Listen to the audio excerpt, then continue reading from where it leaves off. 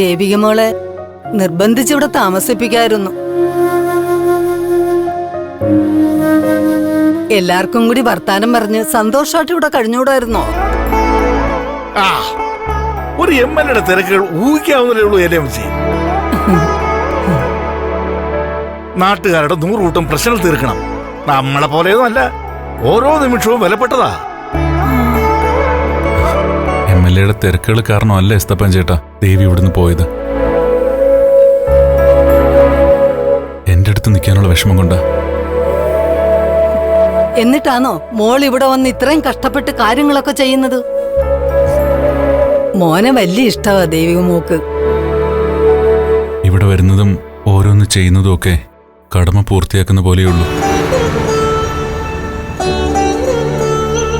നിയമപരമായി ഞങ്ങളെപ്പോഴും ഭാര്യയും ഭർത്താവുമാണല്ലോ. ആ ഒരു ബന്ധം കാരണം അവള് വരുന്നേ. പക്ഷെ മനസ്സുകൊണ്ട് അവൾ എത്രയോ ദൂരെയാ.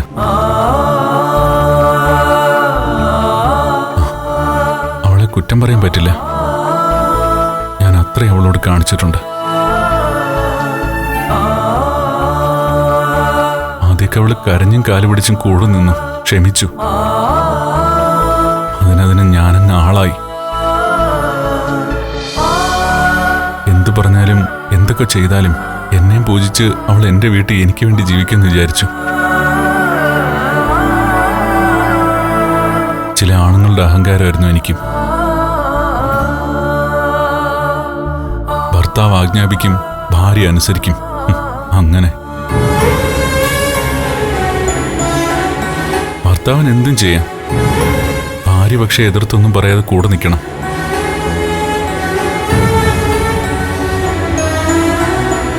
എന്റെ ആ അഹങ്കാരത്തിന്റെ തലമണ്ടയ്ക്കാ അവൾ അടിക്കുന്നേ. ബാഗ് എടുത്ത് എന്നേക്കുമായി യാത്രയും പറഞ്ഞ് വീട്ടിൽ നിന്ന് ഇറങ്ങിപ്പോയപ്പോഴാ ഞാൻ അറിയാൻ തുടങ്ങിയത് അവൾ എനിക്ക് ആരൊക്കെയോ ആയിരുന്നു എന്ന്. അവൾ എന്റെ എല്ലാമായിരുന്നു. പക്ഷെ അവളുടെ വില ഞാൻ അറിഞ്ഞില്ല. അച്ഛൻ പറഞ്ഞു കണ്ണുള്ളപ്പോൾ അതിന്റെ വില അറിയില്ല എന്ന്. സത്യ അവള് പോയതോടെയാ ഞാൻ ഇരുട്ടിലായേ. മോൻ വിഷമിക്കണ്ട. പിണക്കവും പരിഭവമൊക്കെ മാറാൻ മോൻ ഇത്രയും ആഗ്രഹിക്കുകയല്ലേ. അത് മോള് തിരിച്ചറിയും. മോള് തിരിച്ചു വരും. എനിക്ക് തോന്നുന്നില്ല. അവളുടെ അഭിമാനത്തെയാ ഞാൻ മുറിപ്പെടുത്തിയത്. എനിക്ക് അവള് മാപ്പ് തരില്ല. ഇതൊക്കെ ഒന്ന് കഴിയട്ടെ, ഞാൻ സംസാരിക്കാം മോളോട്. അങ്ങനെ മൂന്നാമതൊരാൾ പറഞ്ഞിട്ടുണ്ടാവേണ്ട ഒന്നാണോ എസ്തപ്പൻ ചേട്ടാ ഇഷ്ടം? ഹൃദയത്തിൽ തനിയെ വരേണ്ടതല്ലേ? അങ്ങനെ ഇഷ്ടപ്പെടട്ടെ. അതിനുവേണ്ടി എത്ര വേണേ കാത്തിരിക്കാം.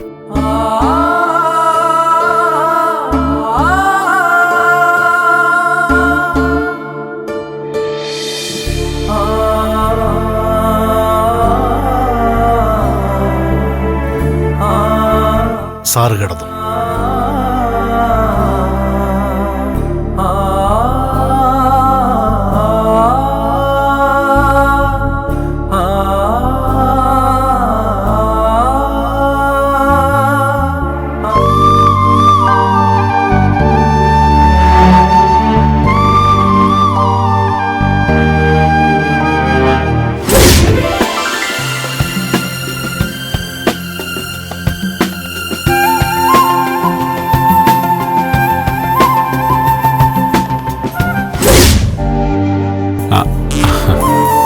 അതെ, എന്നാ പിന്നെ കെട്ടിപ്പിടിച്ചൊരു ഉമ്മ വന്നോ? എങ്ങനെ? ഇങ്ങനെ. ഇന്നത്തെ ദിവസം ഓർത്തു വെച്ചിരുന്നല്ലേ? ഏയ് ഇല്ല, ഓർക്കാതെ തന്നെ അത് കൂടെയുണ്ട്. മറന്നു പോവെങ്കിലല്ലേ ഓർമ്മിച്ചിരിക്കേണ്ട കാര്യമുള്ളൂ. നിന്നെക്കുറിച്ചുള്ളതെല്ലാം എന്റെ ജീവിതത്തിൽ അലിഞ്ഞു ചേർന്നതാ. ഒന്നും മാഞ്ഞു പോവില്ല. ചിലപ്പോ നീ ആരും തരുമ്പോ ഇത്രയും രുചിയുള്ള ഭക്ഷണം വേറെ കഴിച്ചിട്ടില്ലെന്ന് തോന്നുക. കഴിച്ചിട്ടും മതിയാവുന്നില്ല.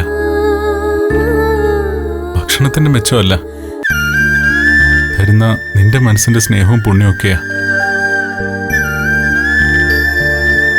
ദേവി, മാപ്പറിയിക്കാത്ത തെറ്റാ നിന്നോട് ചെയ്ത പലതും. ക്ഷമിച്ച് ക്ഷമിച്ച് ക്ഷമയുടെ അവസാനമാ എന്നെ വിട്ട് നീ പോയത്. പക്ഷെ ദേവി, നിന്നെ ആദ്യമായി കണ്ടതു മുതൽ ഇന്ന് ഈ നിമിഷം വരെ എന്റെ മനസ്സിൽ നീയാ. നീ എന്നല്ല, നീ മാത്രമാ.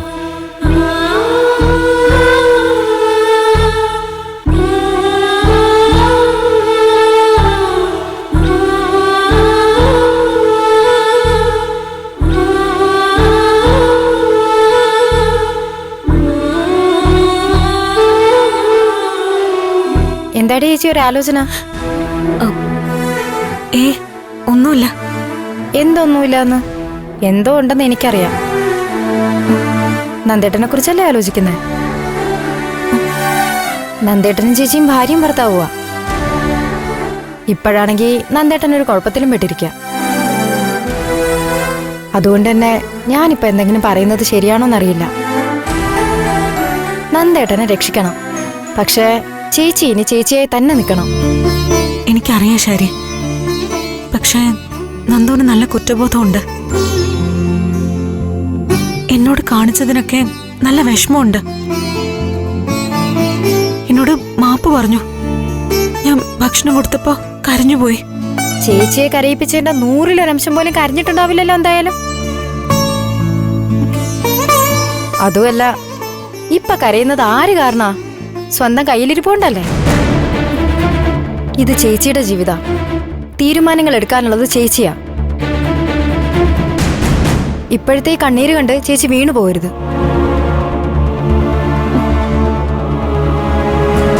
ചേച്ചി തിരിച്ചൊന്ന് ചിന്തിച്ചു നോക്കിയേ. നന്ദേട്ടന്റെ സ്ഥാനത്ത് ചേച്ചിയാണെന്ന് വിചാരിക്കുക. ഒരു ചെറുപ്പക്കാരനൊപ്പം ചുറ്റി കറങ്ങുന്നു, മദ്യപിക്കുന്നു, ഒരു റിസോർട്ടിൽ ഒറ്റയ്ക്കൊരു രാത്രി ചെലവിടുന്നു. പിന്നെ എന്താവും നടക്കുക?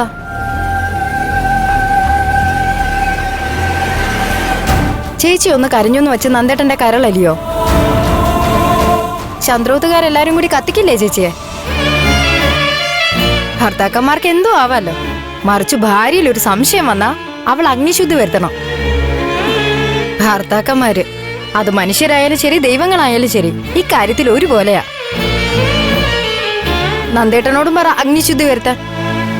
കനലിൽ ചവിട്ടി തെളിയിക്കട്ടെ കളങ്കമില്ലാന്ന്. അല്ല, ഞാൻ പറഞ്ഞേ ഉള്ളൂ. എന്ത് വേണമെന്ന് ചേച്ചി തീരുമാനിച്ചാൽ മതി.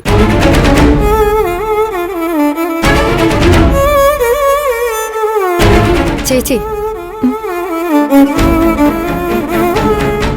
വരട്ടെ, നോക്കാം.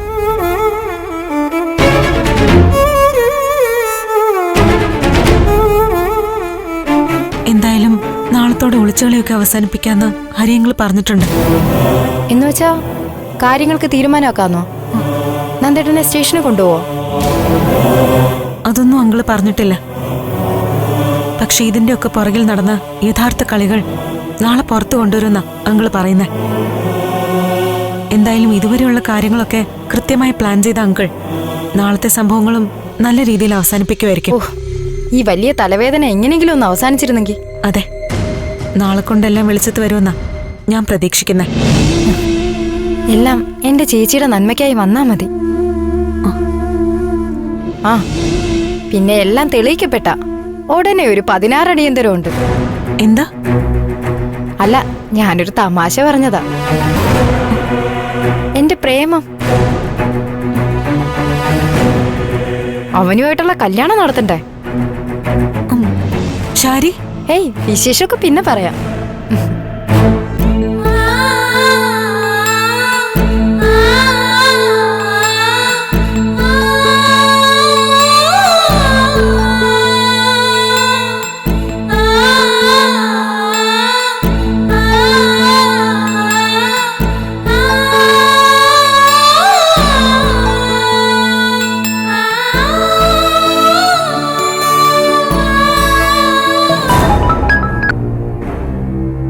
Hello C P. മാഡം, എല്ലാം പ്ലാൻ ചെയ്ത പോലെ നടന്നു. കൃത്യസമയത്ത് തന്നെ എയർപോർട്ടിലെത്തി. ആരുടെ ശ്രദ്ധയിൽപ്പെട്ടില്ല. ഋഷിക്കാരി പോയി. ഈശ്വര, അവനെ ആരെങ്കിലും നോട്ട് ചെയ്യുന്ന മറ്റുണ്ടായിരുന്നോ സി പി?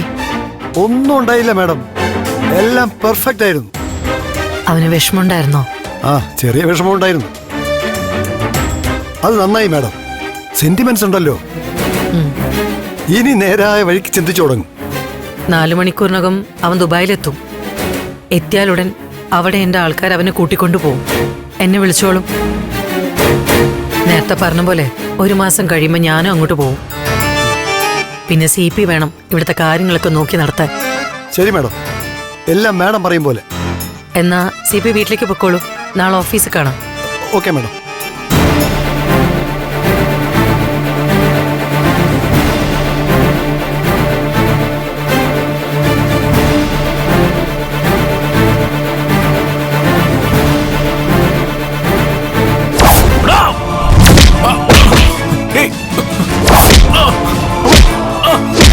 അയ്യോ വേണ്ട മോനെ. അയ്യോ വേണ്ട. മോനെ.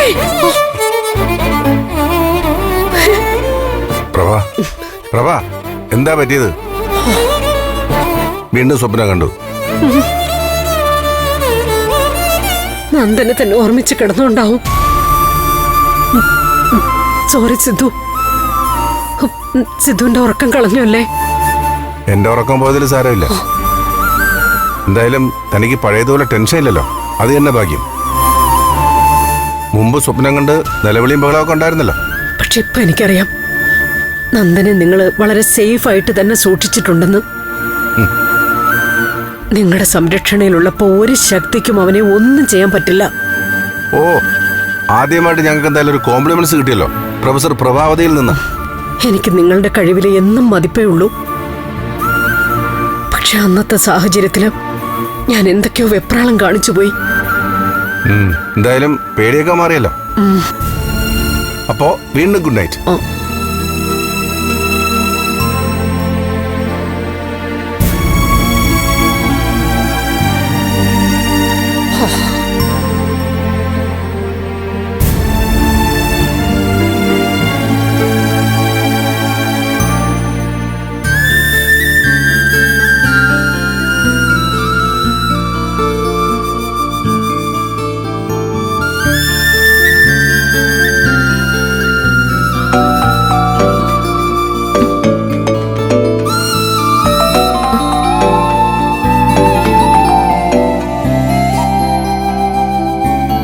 ഹലോ.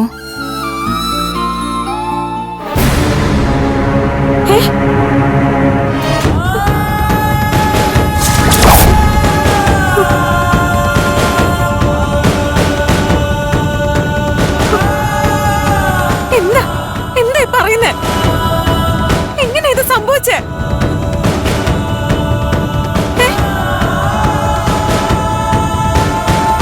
എന്താ ചേച്ചി?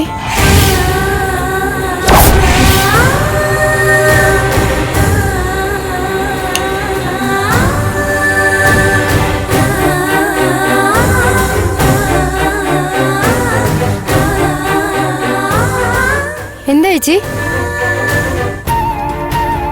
ചേച്ചി എന്താ കാര്യം? ആരാ വിളിച്ചേ? കാര്യം പറ. ശരി, ഒന്ന് മിണ്ടാതിരിക്കെ. ഹലോ മുരളേട്ടാ, നമുക്ക് അത്യാവശ്യമായിട്ട് ഒരു സ്ഥലം വരെ പോണം. ആ, അതൊക്കെ പറയാം. ഒന്ന് വേഗം വാ. ഇല്ല, അച്ഛനൊന്നും ഒരു കുഴപ്പമില്ല. വന്നിട്ട് പറയാം. ഒന്ന് വേഗം വാ. ചേച്ചി കാര്യം പറ. എന്താ പ്രശ്നം? എനിക്ക് അത്യാവശ്യമായിട്ട് ഒരു സ്ഥലം വരെ പോണം. ബാക്കി കാര്യങ്ങളൊക്കെ വന്നിട്ട് പറയാം. അച്ഛനോടും അമ്മയോടൊന്നും പറയണ്ട. എന്തോ കുഴപ്പമുണ്ട്. ചേച്ചി പറഞ്ഞില്ലെങ്കിൽ ഞാൻ അമ്മയും അച്ഛനെ ഇപ്പൊ വിളിക്കും. ശരി, പ്ലീസ്. ഇപ്പൊ നീ ഒന്നും ചോദിക്കല്ലേ. പറഞ്ഞില്ലേ, ഞാൻ പോയിട്ട് വന്നിട്ടൊക്കെ പറയാം. ചേച്ചി കാര്യം.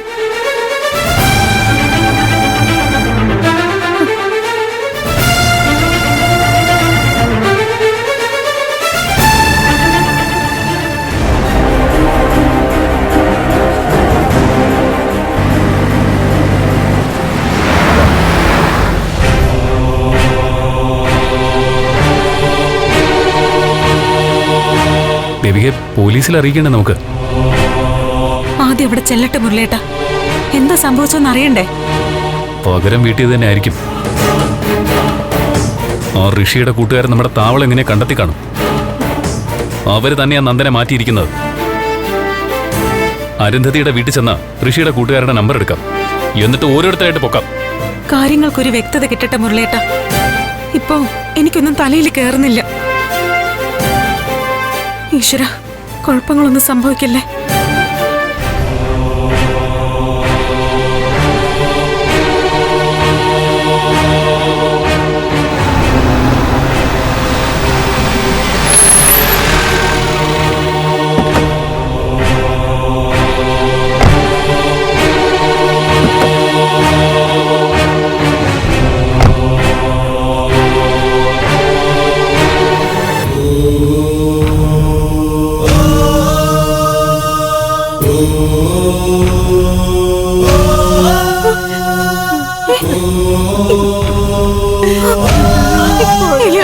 എന്താ പറ്റിയ?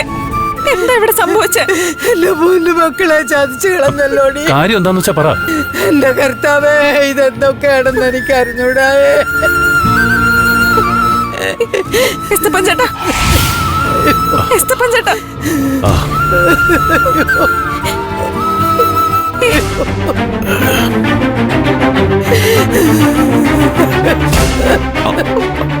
ആരെങ്കിലൊക്കെ ചെയ്ത് എന്താ പറ്റിയേ? നന്ദു ഇവിടെ. കഴിഞ്ഞതൊന്നും പറയാനോ ഓർമ്മിക്കാനോ വയ്യ മോളെ.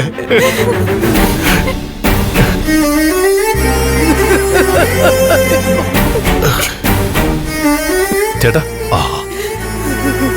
ചേട്ടാ ഒട്ടും വൈകി നമുക്ക് ഹോസ്പിറ്റലിൽ പോവാൻ. വാ, എഴുന്നേക്ക്. ഇല്ല, ഞാനും വരുന്നില്ല.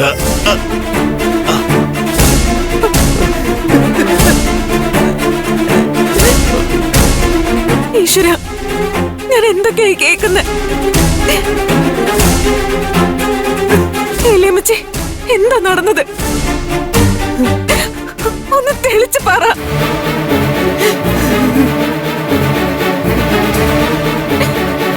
ഏലിയമ്മച്ചി, പറ. ഞാൻ പറയാം മോളെ.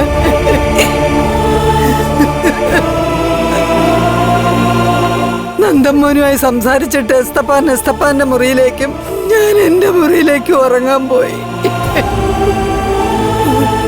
ആ സമയം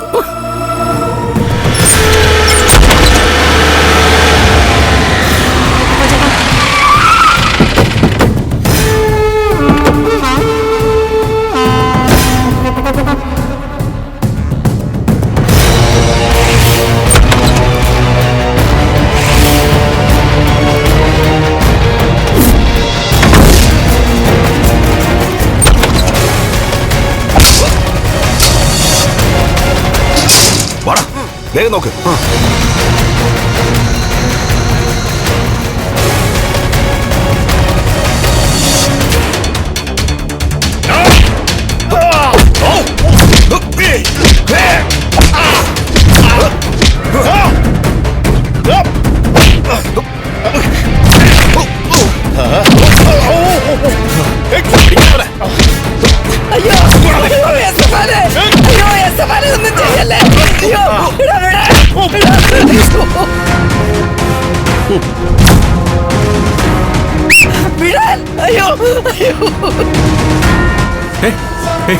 ആരാ?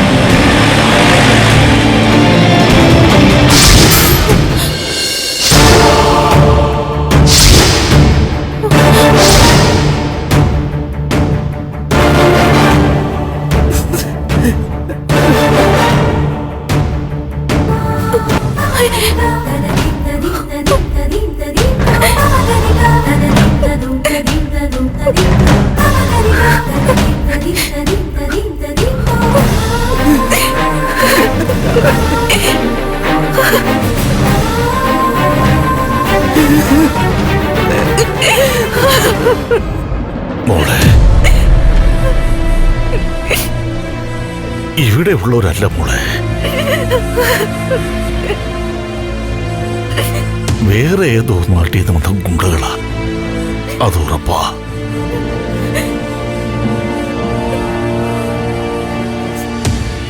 അവരുടെ പിന്നില് ഏതോ വമ്പൻ ടീമുകളുണ്ട്.